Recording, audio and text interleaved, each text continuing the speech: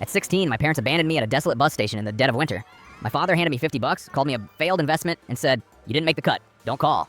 Then they drove off, leaving me in the snow with nothing but a duffel bag. 12 years later, they strutted into my grandmother's funeral wearing custom Prada, ready to sink their teeth into her $85 million estate. They didn't know the lawyer had already handed me the keys to the castle. My parents were obsessed with image. If you weren't pulling a 4.0 and prepping for an Ivy League school, you were a stain on their perfect country club reputation.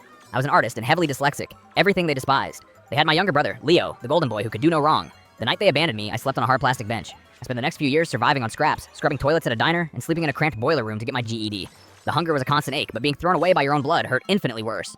Only my grandmother Eleanor saw me as human. She built a family fortune from scratch and secretly despised my parents' shallowness. Every year on my birthday, she'd track me down at the diner, order a black coffee, and slide an envelope across the sticky table. It was never cash. It was always a single, antique brass key.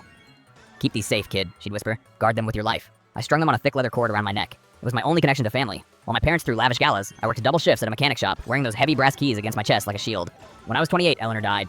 I showed up to the funeral at her sprawling estate in a cheap thrift store suit. My mother scoffed. "Who let the help in?" My father marched over, face flushed with rage, hissing, "Get out before I have security throw you onto the street."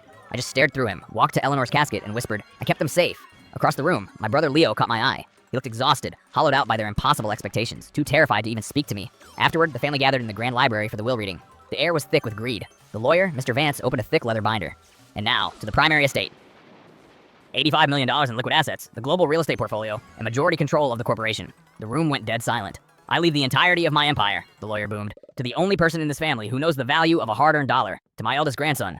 My father jumped up, face purple with joy. "Yes, Leo, congratulations, son," he roared.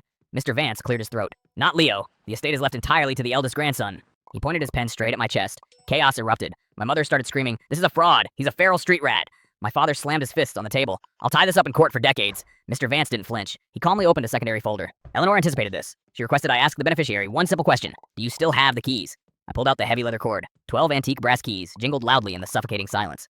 "Those," Mr. Vance said, locking eyes with my dad. "Open 12 safety deposit boxes holding undeniable proof of your extensive tax fraud, embezzlement, and millions stolen from Eleanor's accounts. The stipulation is simple. If you attempt to contest this inheritance, the beneficiary is legally instructed to hand all 12 boxes to the IRS and the FBI."